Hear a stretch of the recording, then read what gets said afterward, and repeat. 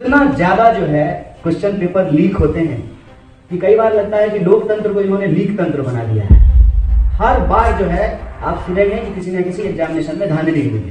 15 लाख रुपया, 20 लाख रुपया बकायदा रेट है एग्जाम में पास कराने का। कोई भी परिणाम आता है उसके बाद जो है नौजवान विवश हो रहे हैं अपनी जिंदगी समाप्त करने में। 8,500 करोड़ का विमान खरीदे हो, करोड़ों का कार खरीदे हो, फिर भी कह रहे हो सुरक्षित नहीं हो। अरे आप तो सुरक्षित हो, आपके हाथ में देश सुरक्षित नहीं है। आपके हाथ में देश के नौजवानों का भविष्य सुरक्षित नहीं है। इंतजार में रहते हैं कि भर्तियां निकलेंगी।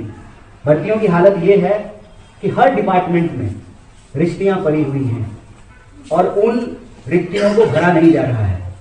कहीं अगर बहाली आए तो उस बहाली को लेकर के लोगों को उम्मीद होती है, लोग परीक्षा की तैयारी करते हैं और एग्जाम देने के लिए जो लोग जाते हैं आपको पता चल जाएगा देख करके, भले आप नहीं एग्जाम देने के लिए जा रहे हैं, बसों और ट्रेनों की हालत देख करके आपको पता चल जाएगा कि एग्जाम है आज। उस स्थिति में लोग जान पे खेल करके ट्रेन में आप जब देखेंगे उनको यात्रा करते तो आपको आश्चर्य होगा, इंजन भी नहीं छोड़ते हैं। क्या गार्ड का बॉगी, क्या जो है पखाने के पास की जगह, क्या इंजन, सब जगह भर करके लोग जो है जाते हैं एग्जाम देने। और एग्जामिनेशन हॉल में जाकर के पता चलता है कि प्रश्न पत्र लीक हो गया है।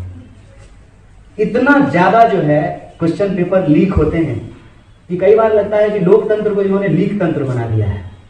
हर बार जो है आप सुनेंगे कि किसी न किसी एग्जामिनेशन में धांधली हुई है।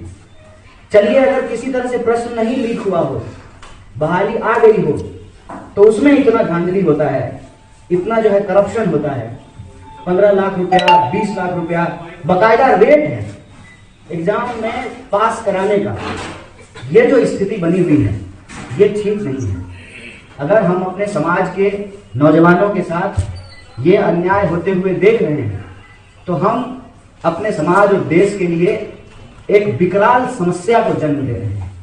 और जब उसको लेकर के नौजवान शांतिपूर्ण तरीके से सड़क पे उतरे, सड़क पे तो बहुत बाद में उतरते हैं, सरकार के पास जाकर के पहुंचाएं, कोर्ट में जाकर के जो है आवेदन डालें, सुनवाई नहीं होती है। प्रधानमंत्री जी ने कहा कि 2022 तक किसानों की आमदनी दुगुनी हो जाएगी, सबको रोजगार मिलने लगेगा, भ्रष्टाचार खत्म हो जाएगा।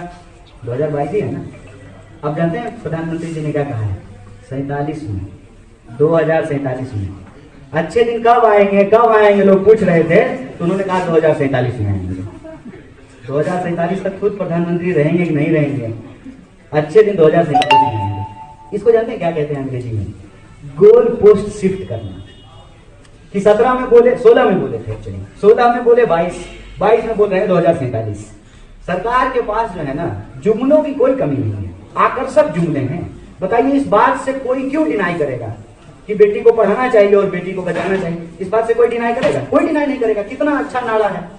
हजारों किसानों ने आत्महत्या की, आज नौजवानों की यह हालत होती जा रही है।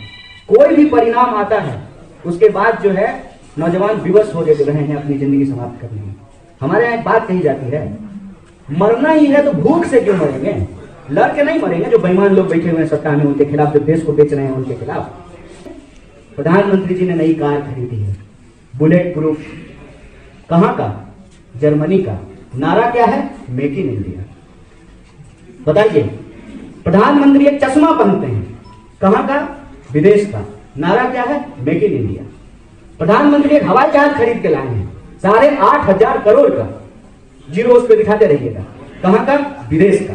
नारा क्या है? Make in India. ये इस देश की हकीकत है। और उसी बुलेट प्रूफ कार पे बैठ करके पंजाब आए तो कहे थैंक यू कह दीजिएगा आपने मुख्यमंत्री जी को। अरे भाई, इतना पैसा भी खर्च कर रहे हो, 8,500 करोड़ का विमान खरीदे हो, करोड़ों का कार खरीदे हो, फिर भी कह रहे हो सुरक्षित नहीं हो। अरे आप तो सुरक्षित हो, आपके हाथ में देश सुरक्षित नहीं है।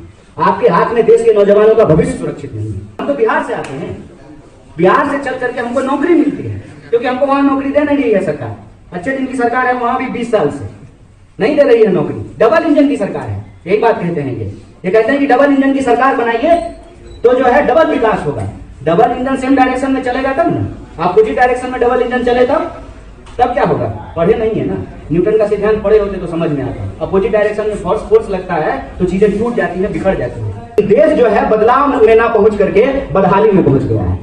बेरोजगारी उठा करके देख लीजिए, किसानों की हालत उठा करके देख लीजिए, महिलाओं की स्थिति को देख लीजिए, सरकारी नौकरियों को देख लीजिए, सरकारी संस्थानों को देख लीजिए।